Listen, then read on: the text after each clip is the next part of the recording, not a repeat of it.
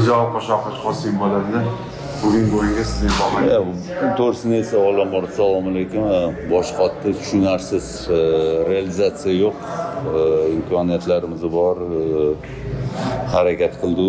Albatta bunga ham sababchisi Surxon jamoasi intizomli o'yin ko'rsatadi va albatta kutilmaganda qarshi hujumlarda foydalanib ketadi. O'sha bugun shu narsa bo'ldi. Shuncha harakat qilsa ham vaziyatlar yaratdi. Lekin realizatsiya bobida oqsonlanish bor. Vроде бы mashg'ulotlarda ham ishlayapmiz. O'sha 4-o'yinmi gol urolmayapmiz-da. 4-o'yin o'sha Sho'rtandan keyin Namanganda o'ynadim. Undan keyin ham Buxoro bilan masalan o'zimizni gol urmadi, avtogol edi. Bugun yana 4-o'yin gol urolmayapmiz, lekin vaziyatlarimiz bor, hech to'g'ri aniq qila olmayapmiz. Albatta avvalambor muxlislarimizdan o'z bo'ynimga olaman, uzrlik so'rayman. Albatta bizga muxlislik qilib, qo'llab quvvatlashyapti. O'ylaymanki bu situatsiyadan o'zimiz chiqishimiz kerak. Boshqa hech kim yordam bermaydi chetdan. O'shaning uchun ham bu bola hali o'yinni ko'rib, qanaqa qilib gol o'tkazyapti, buni ko'rib xulosa qilib to'g'rilashga harakat qilamiz shu. Assalomu alaykum, Mirjalol aka. Buxoroga qarshi uchrashuvda markazda himoyada Islom To'xtayev va O'lmasaliyev bugun o'ynamadi. Yana usti yaqin jamoani Sardor Rahmonov tark etdi. Shu bugun rotatsiyaga majburiy rotatsiya qanchalik ta'sir o'tkazdi? Bu ikkinchi taymda ham ko'rdingiz, Surxon qarshi hujumga 2-3 ham o'tib ketdi. Albatta o'sha narsa aytolman-ku, realizatsiya bobida bizda oqsonlanyapti. Nimaga aytib o'tgan edim, juda ham intizomli himoyalanadi, yorib kirish juda ham og'ir, unaqa ko'p vaziyatlar bo'lmaydi. Lekin yaratilgan vaziyatlardan unumli foydalanish kerak. Shunda ularni majbur qila olamiz qanaqadir hujumga. O'tkazib yuborganimizdan keyin xohlaymiz ham xohlamaymiz ham hujumga chiqqanimizda qarshi hujumdan foydalanib ketish osonroq deb baribir. O'shaning uchun ham shunaqa vaziyat bo'ldi, lekin o'sha juda ham yaqin keldi, tepilayotgan to'p tepaga yoki o'zimiz ham o'yinchimizga tepib qo'yapti, bir-birimizga. Bu ko'rinib turibdiki, shijoat xohlashyapti. Xohlashgandan mana shunaqa vaziyat kelib, keyin tushunmovchilik, bir-biriga ishonib qolib yoki men tepaman deb shoshqaloqlik qilib shunaqa narsalar bo'ldi, lekin juda ham yaqin keldi. Aytolman-ku, realizatsiya kerak. Mirjalol aka, bilamiz, Grovkada endi ancha aktivsiz, endi har bir trenerdagi futbolchilar qoyib turib, lekin umuman deyarli zaxira o'rnidan turmadingiz. Bunga sabab jamoani shunchalik yomon natijalar o'rnidan. Yo'q, nimaga turmadim? Endi sizga shu yerda shunaqa ko'rinishi mumkin.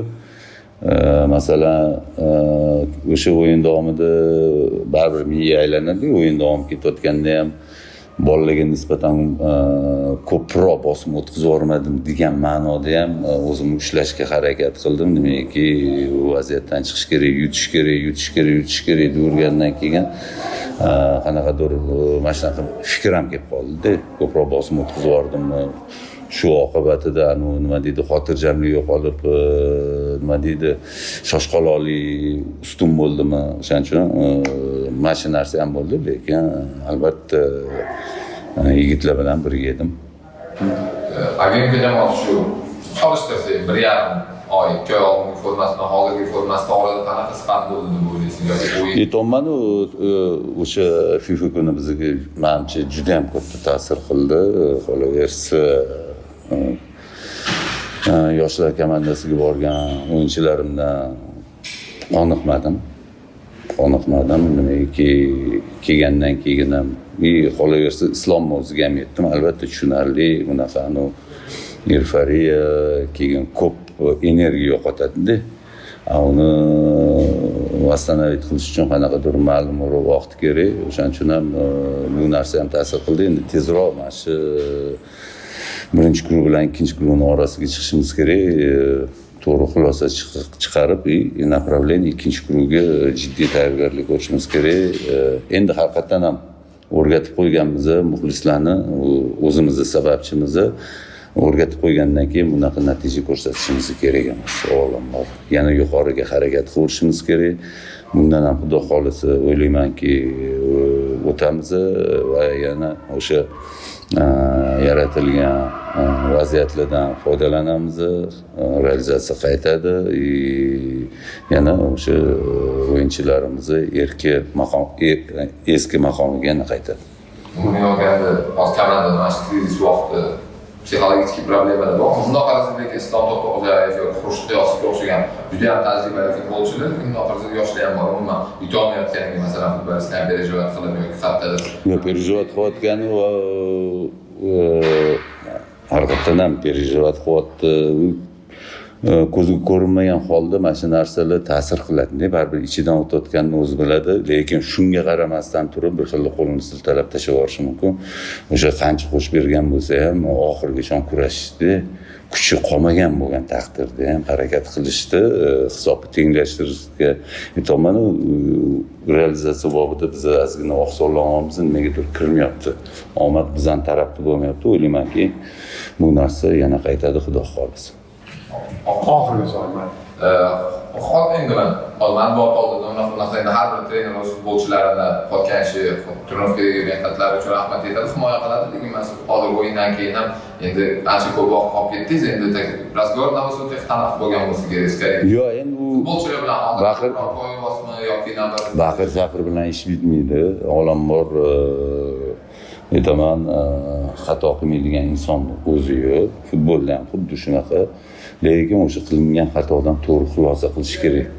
Yaxshi o'yinchi bugun xato qilgan bo'lsa, ertaga bu xatoni qaytarish kerak emas. O'shandan xulosa qilish kerak. Shuni tushuntirishga harakat qilamiz, video ko'rsatamiz, o'zini ko'zi bilan. Hozir chiqib ketdi, esidan chiqib qolishi mumkin. Hozir men ham hammasini miyamga saqlamayman. Nimaga aytdimki, bu bemalol o'yinni tahlil qilib ko'rib, shu narsani to'g'ri yetkazish kerak bo'ldi. Tak shijoat bor. Rahmat. Salomat bo'ling.